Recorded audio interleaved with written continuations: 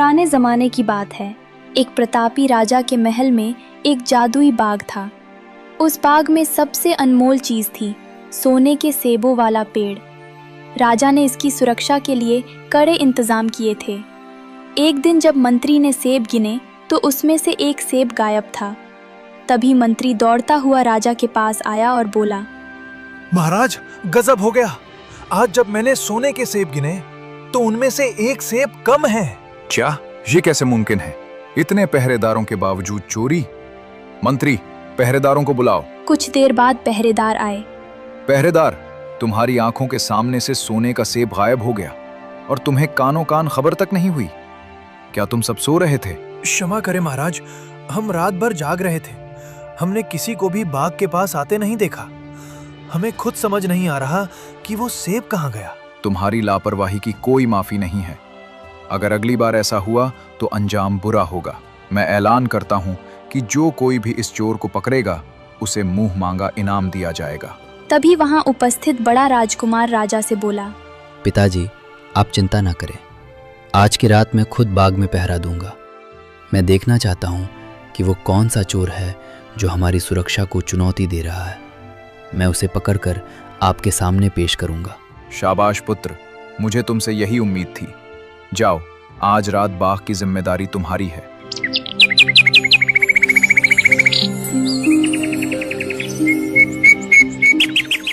रात हुई। राजकुमार पहरा देने लगा, लेकिन बड़े राजकुमार का घमंड काम न आया। पहरे पर बैठने के 2 घंटे बाद ही उसे गहरी नींद आ गई।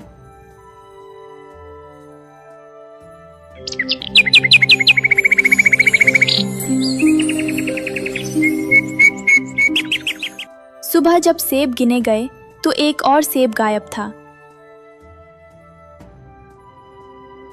तभी अगले दिन मंझला राजकुमार राजा के पास आया और बोला कि वो यह गलती नहीं दोहराएगा। पिताजी, बड़े भाई से चूक हो गई होगी, लेकिन मैं ये गलती नहीं दोहराऊंगा।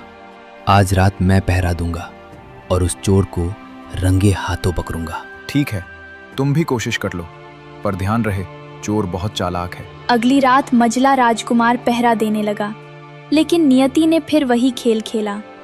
मंझले राजकुमार को भी नींद आ गई और तीसरी रात तीसरा सेब चोरी हो गया। और सुबह होते ही राजा की चिंता अब और बढ़ने लगी। पूरा दरबार उदास था। तभी सबसे छोटा राजकुमार, जिसे राजा मूर्ख समझते थे, वो आया और बोला, पिताजी, अगर आपकी आज्ञा हो तो आज रात मैं चोर को पकड़ने की कोशिश करना चाहता हूँ। तुम क्या समझते हो कि तुम कामयाब हो जाओगे? तुमसे बड़े और समझदार भाई असफल हो चुके हैं। तुम जाओ और अपना काम करो, यहाँ वक्त बर्बाद मत करो। महाराज, माना कि मैं छोटा हूँ, पर मुझे एक मौका तो दीजिए। मैं वादा करता हूँ कि मैं अपनी आंखों की पलकें तक नहीं झपकने दूंगा। ठीक है, जब तुम मान ही नहीं रहे तो जाओ, देखूं तुम क्या करिश्मा करते हो। रात हुई और अब छोटा राजकुमार पहरा देने लगा। तभी एक सोने की चिड़िया उड़कर आई और सेब तोड़ने लगी। तो तुम हो वो चोर, इतनी सुंदर और सुनहरी। मेरा दिल तुम्हें मारने का नहीं कर रहा, पर पिता की आज्ञा सर्वोपरि है।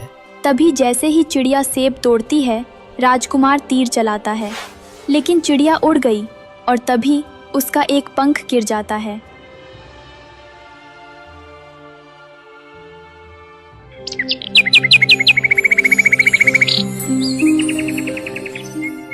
सुबह होते ही छोटा राजकुमार चिड़िया का पंख लेकर राजा के पास दरबार में गया। पिताजी, ये चोर कोई मनुष्य नहीं बल्कि एक सोने की चिड़िया थी। क्या सोने की चिड़िया? क्या तुमने उसे मारने की कोशिश नहीं की? वह उड़ गई और उसी समय उसका ये पंख जमीन पर गिरा। इतना सुंदर पंख, वो भी सोने का। मुझे वो सुंदर चिड़िया चाहिए। तुम में से कोई उसे ढूंढ सकता है क्या? पिताजी, सबसे पहले मैं उस चिड़िया को ढूंढने जाऊंगा। अगले दिन राजा के आदेश पर बड़ा भाई चिड़िया की खोज में निकल गया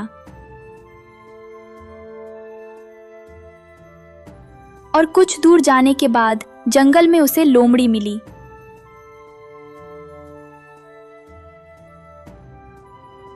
राजकुमार रुको, मैं तुम्हारी मदद कर सकती हूँ। आगे 2 सराय मिलेंगी, तुम बद्दी वाली में रुकना, तभी चिड़िया मिलेगी। एक जंगली जानवर मुझे रास्ता दिखाएगा। हट यहाँ से, तेरी सलाह की मुझे जरूरत नहीं है। इतना सुनते ही लोमड़ी वहां से चली जाती है।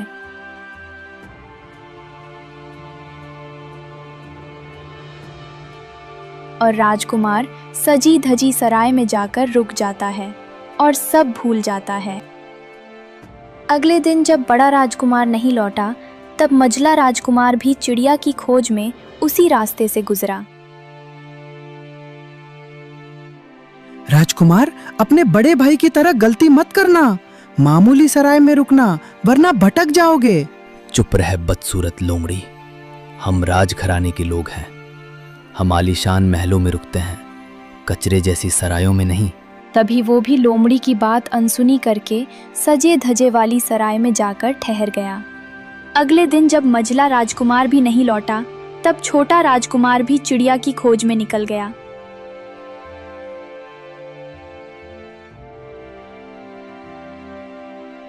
अंत में छोटा राजकुमार लोमड़ी से मिलता है। राजकुमार, क्या तुम भी मुझ पर तीर चलाओगे? नहीं मित्र, तुम बेजुबान हो और मुझे लगता है कि तुम कुछ कहना चाहती हो। बताओ, मैं तुम्हारी क्या सेवा कर सकता हूँ? तुम दयालु हो, मेरी सलाह मानो। आगे चमक धमक वाली सराय को छोड़ पुरानी सराय में रुकना।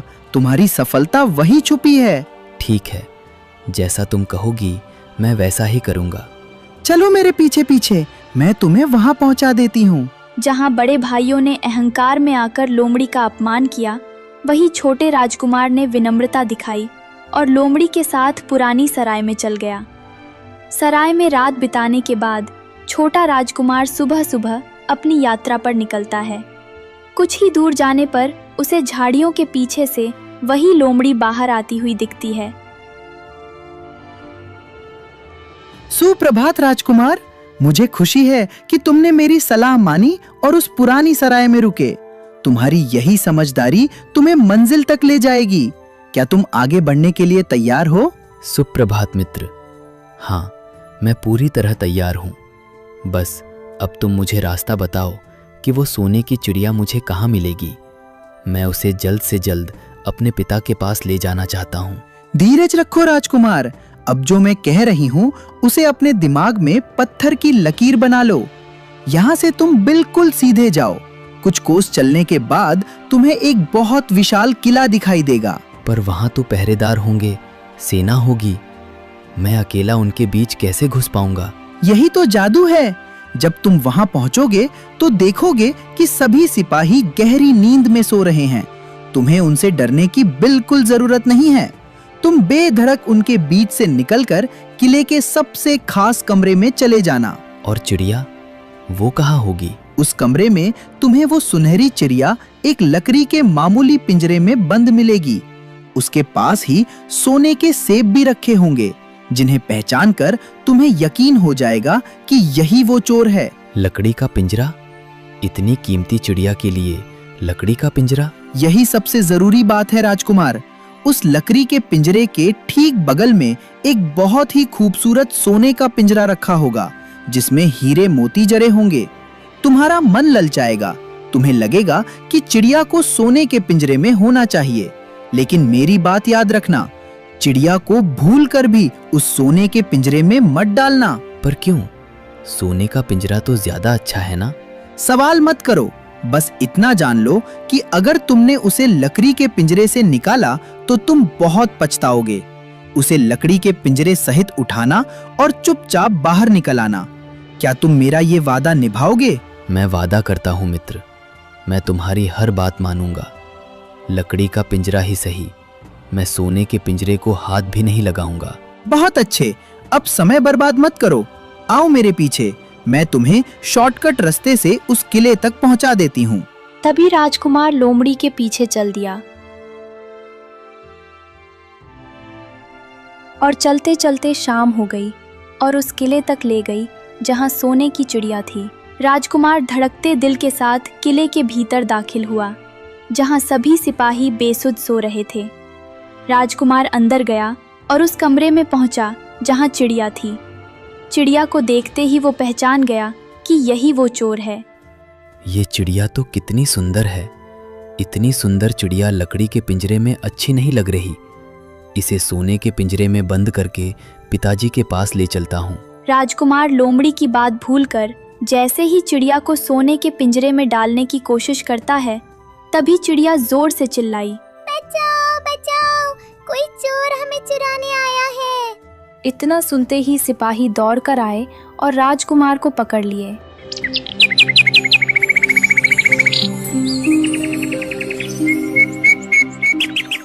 और सुबह होते ही राजा के पास ले गए। तो तुम हो वो मामूली चोर। मेरी कड़ी सुरक्षा को भेद कर तुम मेरी सुनहरी चिड़िया चुरा रहे थे। महाराज, मैं कोई साधारण चोर नहीं हूँ। मैं एक राजकुमार हूँ और अपने पिता के आदेश पर यहाँ आया था। राजकुमार? एक राजकुमार चोरी नहीं करता। तुमने मेरी चिड़िया को छूने का दुस्साहस किया है, जिसकी सजा केवल मृत्यु है। मुझसे भूल हुई महाराज। मैं सोने के पिंजरे के लोभ में आ गया था। कृपया मुझे एक अवसर दें। मैं अपराधी नहीं हूँ। अपराधी अपनी सफाई में यही कहते हैं।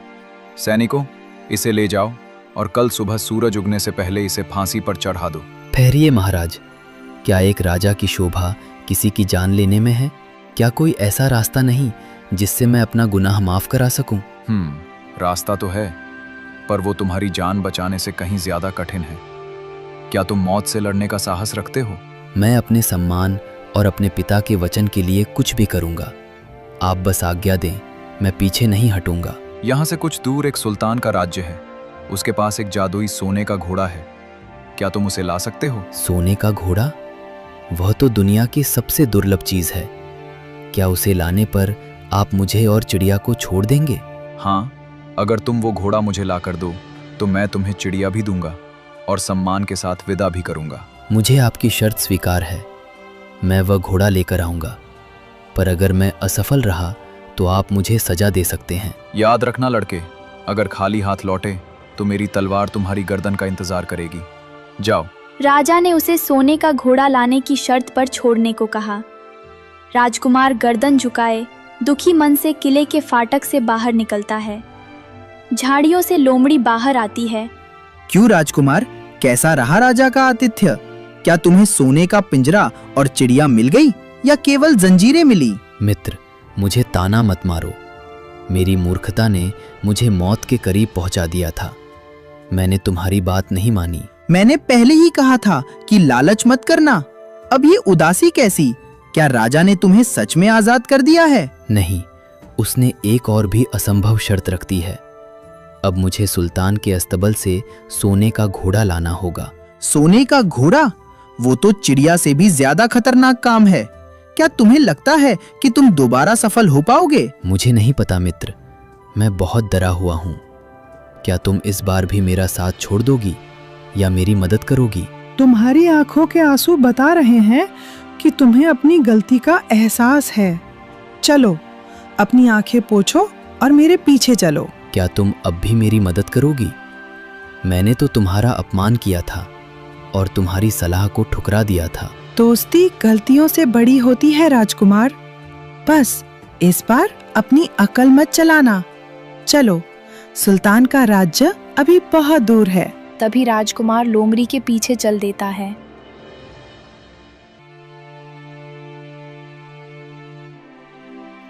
लोमड़ी की मदद से राजकुमार रात होते ही दूसरे किले तक पहुंचता है। जाओ राजकुमार, यही वो किला है जहाँ पर तुमको सोने का घोड़ा मिलेगा। मेरी एक बात याद रखना, वहाँ पर एक चमड़े का जीव होगा। वही घोड़े पर रखना और लेकर चले आना। अब बगल में एक सोने की जिन होगी, उसे छूना भी मत। तभी वो अंदर जाता है और वहाँ वह सोने के घोड़े को देखकर दंग रह जाता है। वाह, कितना अद्भुत घोड़ा है। इसकी चमक तो सूरज को भी मात दे रही है। तभी उसकी नजर पुरानी और सोने की जीन पर पड़ती है। लोमड़ी ने तो पुरानी चमड़े की जीन कही थी, पर क्या ये इस महान घोड़े का अपमान नहीं होगा? इस सोने के घोड़े पर तो ये हीरे मोतियों वाली जीन ही सजेगी। शायद लोमड़ी को इस सुंदरता का अंदाजा नहीं था।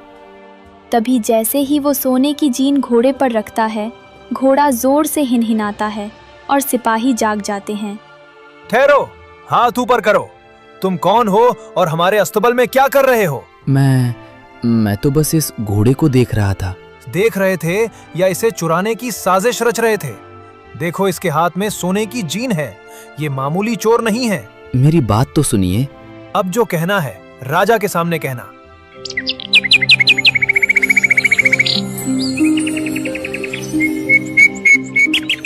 सुबह होते ही सैनिक उसे राजा के पास लेकर गए। कौन हो तुम और ये क्या करने आए थे? महाराज, मैं केवल आपका घोड़ा देख रहा था। तुम्हारी हिम्मत कैसी हुई मेरा घोड़ा चुराने की? महाराज, मुझे एक मौका दो अपनी सफाई देने का। ठीक है, ध्यान से सुनो। तुमने मेरे अस्तबल की पवित्रता भंग की है, पर मुझे एक राजकुमारी की तलाश है जो सोने के महल में रहती है। अगर तुम उसे यहाँ लाओ तो मैं तुम्हें अपना सुनकर घोड़ा तुम्हें दे दूंगा और तुम्हें सम्मान सहित विदा करूंगा, और नहीं ला पाए तो फांसी का फंदा तैयार है। राजकुमार अपनी जिद और दिखावे की चाहत के कारण एक के बाद एक मुसीबतों में फंसता जा रहा था। उसे लगा था कि वो चीजों को बेहतर बना रहा है, पर असल में वो लोमड़ी की बुद्धिमानी का अपमान कर रहा था। अब उसके सामने सबसे बड़ी चुनौती थी उस राजकुमारी को लाना जिसे उसने कभी देखा भी नहीं था। तभी राजकुमार दूसरे राजा के दरबार से छूटकर बाहर आता है, जहां लोमड़ी पहले से ही उसका इंतजार कर रही थी। राजकुमार का चेहरा उतरा हुआ था। क्यों राजकुमार, सोने की जिन बहुत भारी पड़ गई ना?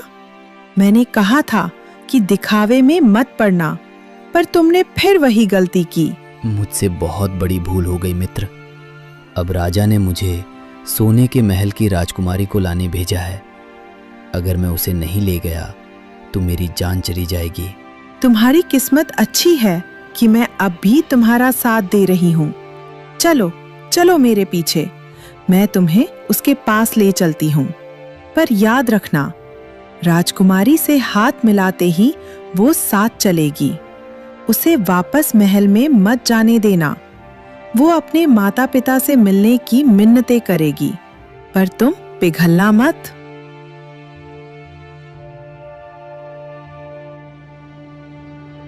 कुछ देर चलने के बाद वो राजकुमारी के घर के पास पहुंचे और घर के बाहर खड़ा होकर राजकुमार राजकुमारी का बाहर आने का इंतजार करने लगा। और जैसे ही राजकुमारी बाहर आई, राजकुमार ने आगे बढ़कर उसका हाथ थाम लिया। राजकुमारी, आप मेरे साथ चलिए।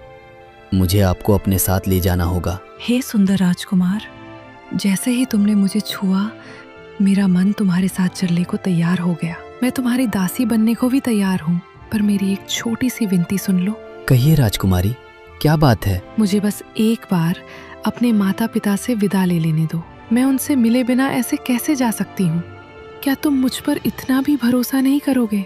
लोमड़ी ने मुझे सख्त चेतावनी दी है। आपको अभी मेरे साथ चलना होगा। क्या तुम इतने कठोर हो? क्या तुम एक बेटी को उसके माता पिता से आखिरी बार मिलने भी नहीं दोगे? अगर तुम मुझे नहीं जाने दोगे तो मैं यहीं तड़प तड़प कर प्राण दे दूंगी। नहीं नहीं, रोइए मत। आपकी आंखों में आंसू मुझसे नहीं देखे जाते। ठीक है, जाइए। तभी राजकुमारी के महल में घुसते ही खतरे की घंटी बज गई और पहरेदार आए और राजकुमार को पकड़कर राजा के सामने लाए। पहरेदार, ये कौन दुस्साहसी है जिसने मेरी पुत्री का हाथ पकड़ने की जुर्रत की? महाराज, ये बाहर छिपा हुआ था। इसने राजकुमारी को बहला फुसलाकर ले जाने की कोशिश की। हमने इसे रंगे हाथों पकड़ा है। इतनी बड़ी गुस्ताखी! एक अजनबी मेरे महल की राजकुमारी को चुरा ले जाए।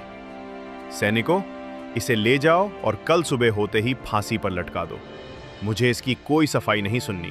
महाराज, दया करें, मैं कोई अपहरणकर्ता नहीं हूँ। मुझे मजबूरन यहाँ आना पड़ा। मेरी जान बख्श दीजिए।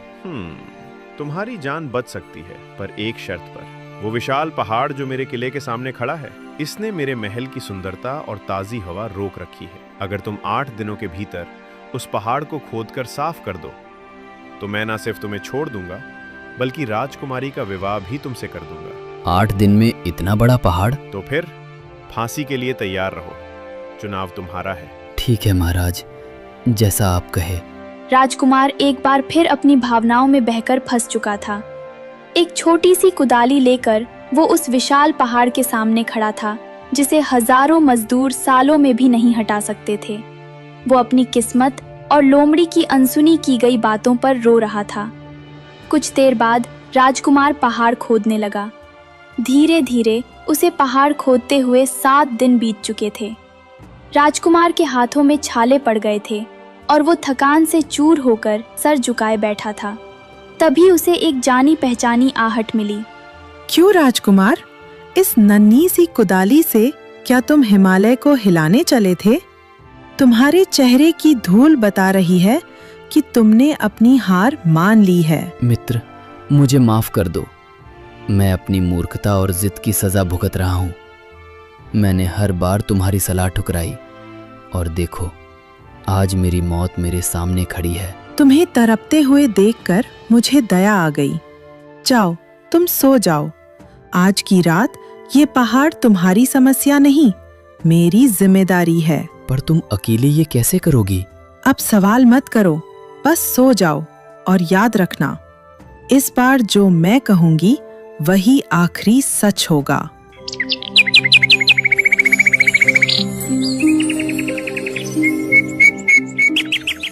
अगली सुबह जब राजा सोकर उठा और देखा तो वो दंग रह गया।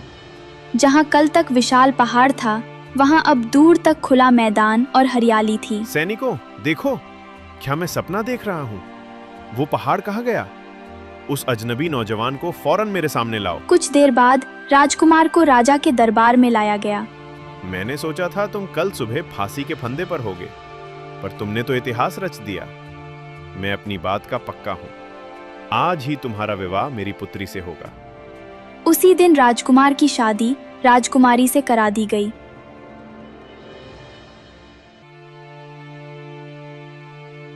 और विदा के समय राजकुमारी अपने पिता के गले लगकर रो रही है, पर उसकी आंखों में राजकुमार के लिए प्रेम भी है। पिताजी, आपने एक बहादुर इंसान को अपना दामाद चुना है। मुझे खुशी है कि मैं उनके साथ जा रही हूँ। बेटी, इस नौजवान ने वो कर दिखाया जो कोई सेना नहीं कर सकती थी। जाओ, खुश रहो। राजकुमार, तुम मेरी बेटी का ख्याल रखना। मैं इसे अपने प्राणों से बढ़कर चाहूंगा। कुछ देर बाद दोनों को विदा किया गया।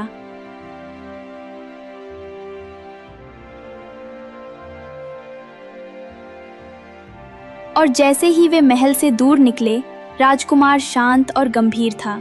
राजकुमार, आप इतने चिंतित क्यों हैं? क्या आप मुझसे विवाह करके खुश नहीं हैं? नहीं राजकुमारी, ऐसी बात नहीं है। मैं बस उस लोमड़ी के बारे में सोच रहा हूँ जिसने मेरा साथ तब दिया जब पूरी दुनिया ने मेरा हाथ छोड़ दिया था।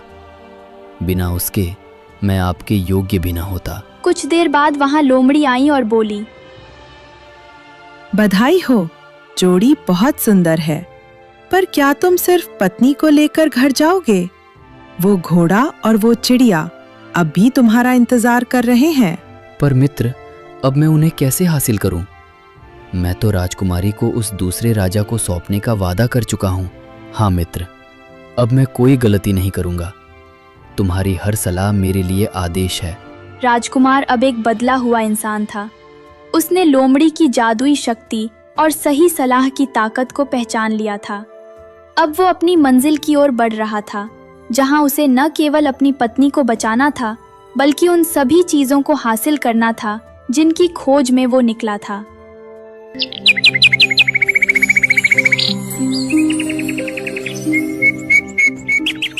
अगले दिन राजकुमार राजकुमारी को लेकर किले में पहुंचता है। राजा राजकुमारी को देखकर खुशी से पागल हो जाता है। अद्भुत, तुम वाकई उसे ले आए। वादे के मुताबिक ये सोने का घोड़ा आज से तुम्हारा हुआ। धन्यवाद महाराज। मैं विदा लेने से पहले एक बार इस घोड़े पर सवारी करना चाहता हूँ। जरूर, क्यों नहीं। तुम इस पर सवार होकर अपनी खुशी जाहिर कर सकते हो। कुछ देर बाद राजकुमार घोड़े पर बैठता है। अंत में वो राजकुमारी के पास पहुंचता है और राजकुमारी का हाथ पकड़कर खींच लेता है और घोड़े को लेकर भाग जाता है। तभी राजकुमार राजकुमारी और घोड़े को लेकर लोमड़ी के पास पहुंचा। बहुत अच्छे राजकुमार, अब आखिरी दाव। इस घोड़े को देखकर चिड़िया वाला राजा पिघल जाएगा। बस पिंजरा हाथ में आते ही रुकना मत।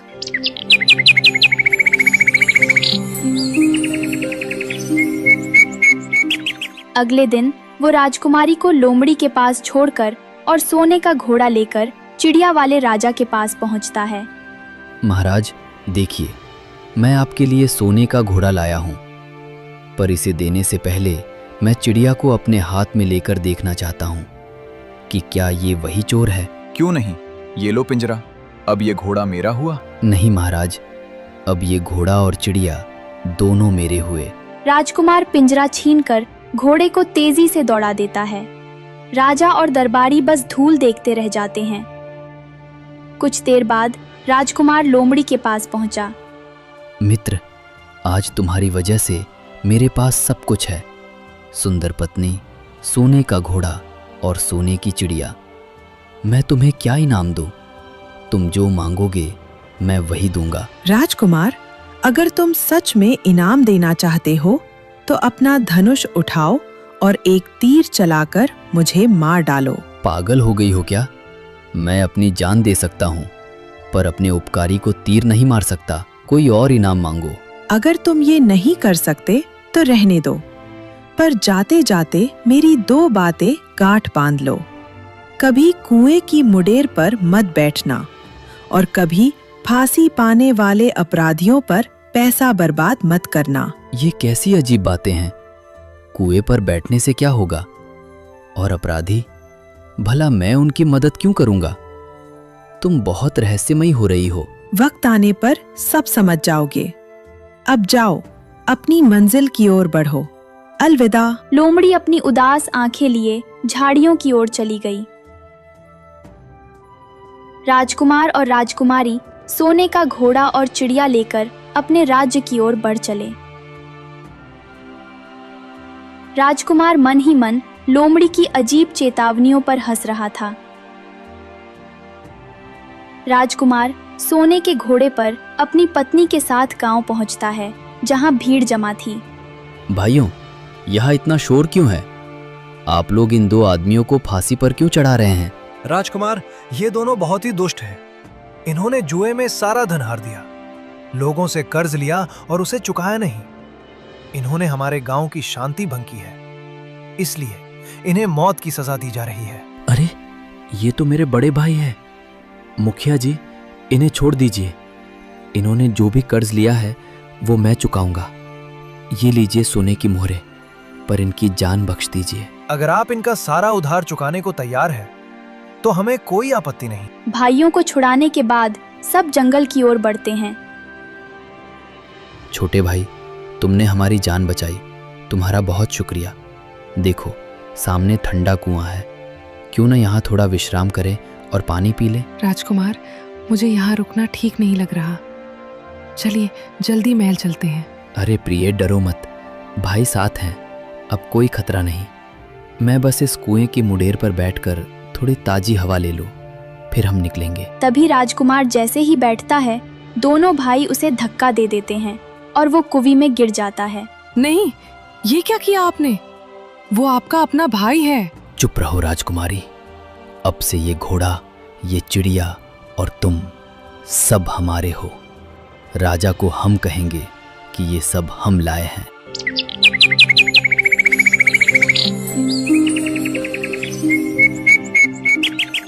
अगले दिन दोनों भाई घोड़ा और चिड़िया और राजकुमारी को लेकर महल पहुंचकर राजा से बोले, पिताजी देखिए, हम आपकी चिड़िया ले आए, और सिर्फ चिड़िया ही नहीं, ये सोने का घोड़ा और राजकुमारी भी हमारी बहादुरी का इनाम है। शाबाश मेरे शेरों, मुझे पता था कि मेरे बड़े बेटे ही ये काम कर सकते हैं, पर वो छोटा कहाँ है? वो तो कहीं रास्ते में ही भटक गया होगा। हमने तो उसकी बहुत तलाश की, पर वो मिला ही नहीं। और इधर छोटा राजकुमार कुएं के अंधेरे में बैठा अपनी गलती पर रो रहा था। मैं कितना बड़ा मूर्ख हूँ। लोमड़ी ने चीख चीख कर कहा था कि कुएं पर मत बैठना और फांसी वालों की मदद मत करना। मैंने अपने भाइयों को बचाया और उन्होंने ही मुझे मौत के मुंह में धकेल दिया। तभी कुएं के मुंह पर लोमड़ी दिखती है। क्या हाल है राजकुमार?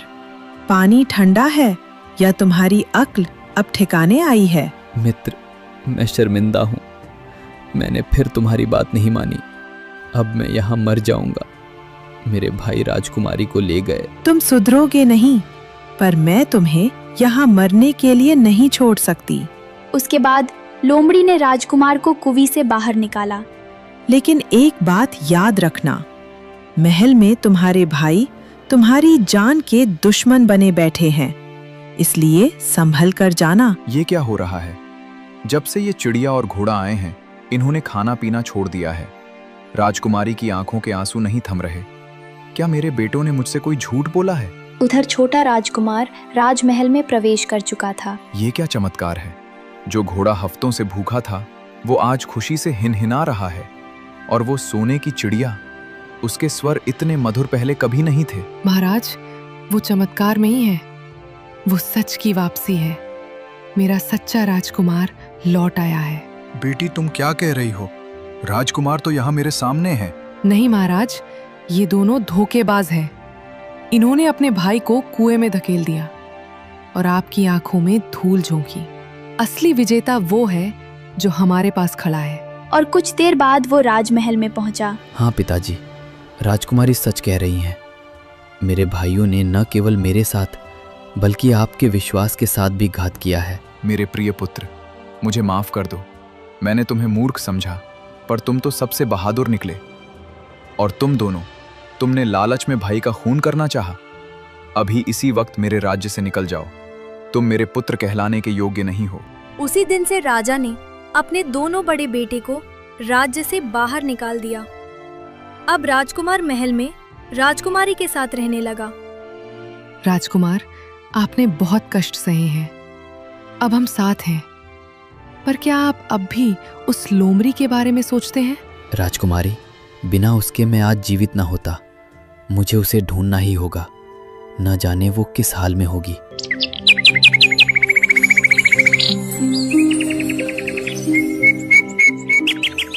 अगले दिन राजकुमार लोमड़ी को खोजते हुए जंगल में निकल गया। उसने बहुत देर खोजा, लेकिन लोमड़ी नहीं मिली। तभी वो एक ऐसी जगह पहुंचा जहां शांति ही शांति थी और संत रामपाल जी बैठे थे। महाराज, मैं आपके शरण में आया हूँ। मैं एक लोमड़ी की खोज में हूँ जिसने मेरी बहुत मदद की है। बेटा, धैर्य रखो, तुम्हें वो लोमड़ी मिल जाएगी। साहिब, अब आप ही हमें उस लोमड़ी तक पहुँचने का रास्ता दिखा सकते हैं। कृपया मुझे बताएं, आखिर वो लोमड़ी मुझे कहाँ मिलेगी?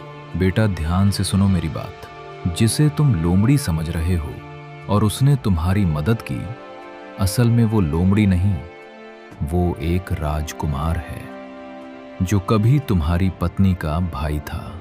ये आप क्या कह रहे हैं? महाराज, एक लोमड़ी राजकुमार कैसे हो सकती है?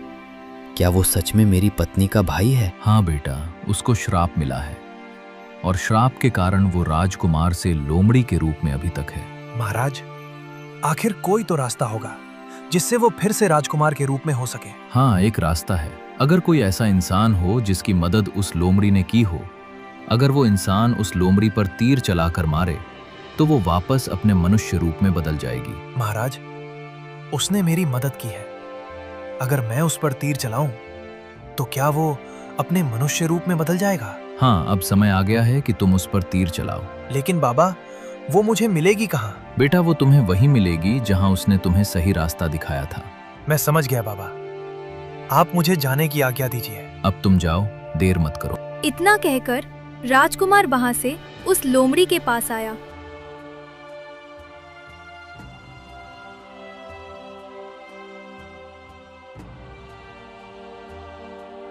और बिना देर किए उस पर तीर चला दिया और तीर चलते ही लोमड़ी एक दिव्य प्रकाश के साथ सुंदर राजकुमार में बदल गई।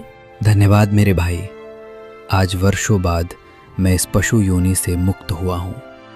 तुमने मुझे मेरा जीवन वापस दे दिया। ओह, तो ये रहस्य था। मुझे खुशी है कि मैंने अनजाने में ही सही, पर तुम्हारी बात मान ली। तभी दोनों राजकुमार महल लौटते हैं।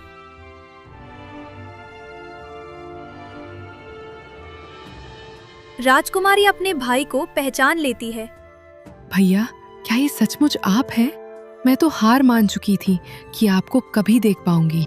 सब इस बहादुर राजकुमार की वजह से मुमकिन हुआ है छोटी। इसने न केवल तुम्हें और सोने की वस्तुओं को पाया, बल्कि मेरा खोया हुआ मान भी लौटाया। उसी दिन से राजा अपने छोटे बेटे का बहुत सम्मान करने लगा और राजकुमारी के भाई को अपना बेटा मानने लगा और सब खुशी से रहने लगे।